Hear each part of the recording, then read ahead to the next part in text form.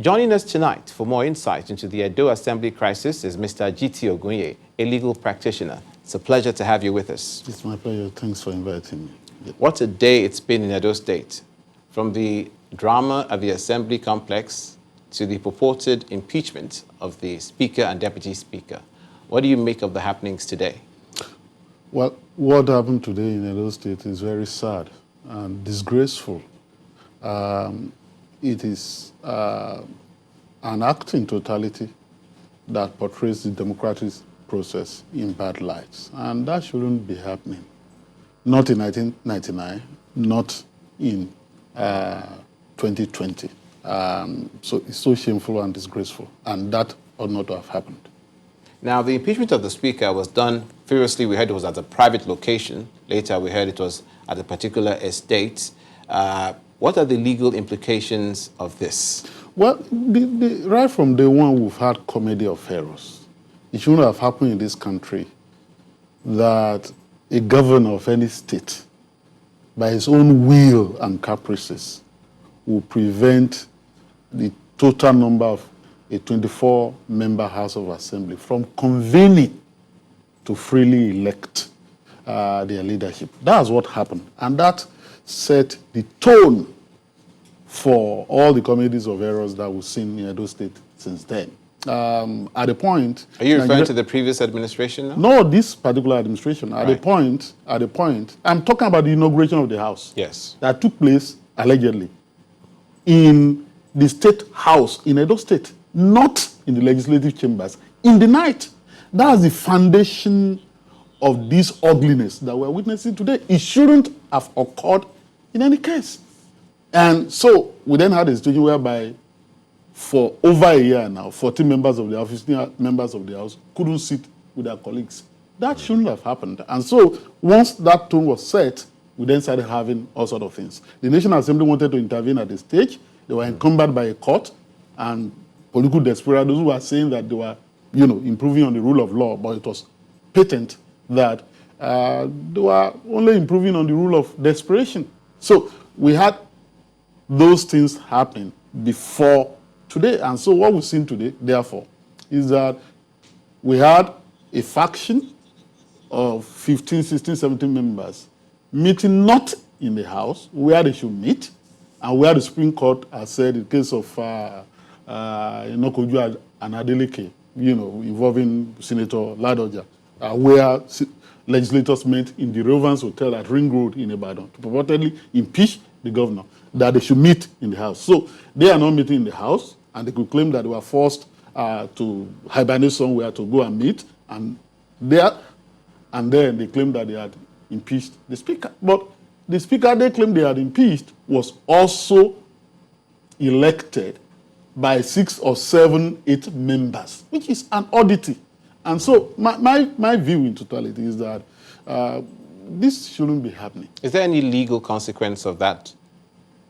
The legal consequences will become more manifest if there are litigations, by the parties, seeking the pronouncements of the court on this matter. But these issues largely have been settled in cases. I mentioned the case of Inokoju and Adeleke relating to the impeachment of the governor, Section 188. But even in those cases, and the other one, Diampi and Long and Dari also reported in 2007, 8 Nigerian Weekly Law Report, at 1036, all these issues are clear. When you're talking about quorum, it has to be the quorum of all the members. When you're talking about regulation of proceedings of the House, it has to be done fairly and properly, and so on and so forth. All these issues largely have been pronounced on by the courts, but politicians will not take it. Let's look at the Assembly complex. This is not the first time police will be deployed to the Assembly complex under controversial circumstances, if you like. What should be the role of law enforcement agencies in situations such as these? Well, let me just quickly say that when politicians want to exercise raw and naked power, niceties and sanctity of the law become a miserable casualty. Politicians are too desperate in this climate. And law enforcement, properly directed, can intervene to save the day.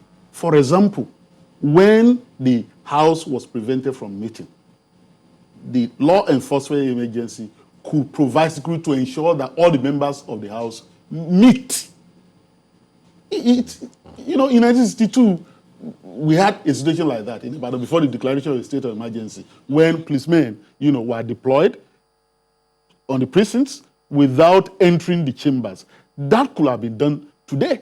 But what we had today was a melee. There was a purported renovation being carried out by the executive, apparently, dumping of sand, removing of roofs, and all that. I mean, scandalous. And this shouldn't be happening, obviously, to ensure that there was legislative paralysis.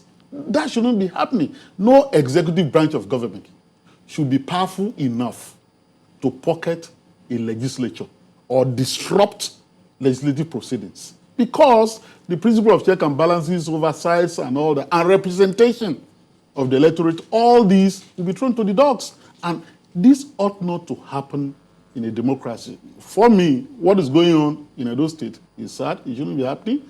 And politicians, law enforcement, government at the federal level should work together, political parties, to ensure that this foretaste, this rehearsal for mayhem is nipped in the bud, so that the election that is coming on the 19th of September will not be, truncated. Right. So if I may interject here, it appears that from reports that all this that is happening is a prelude to alleged attempts to impeach the governor. What do you think? Governors have been impeached in the past. That's why I talked about desperation, and I choose my words carefully.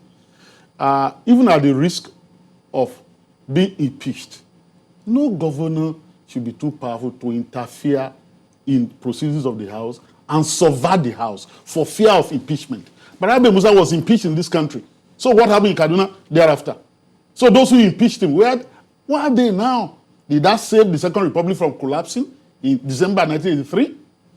Politicians should know that there is life after power. If I were the governor, even when I suspect that I may be impeached, I should trust the democratic process enough to allow the process to go on, so that if I'm unlawfully impeached, I can get secure remedy. In those states recently, the deputy governor was to be impeached.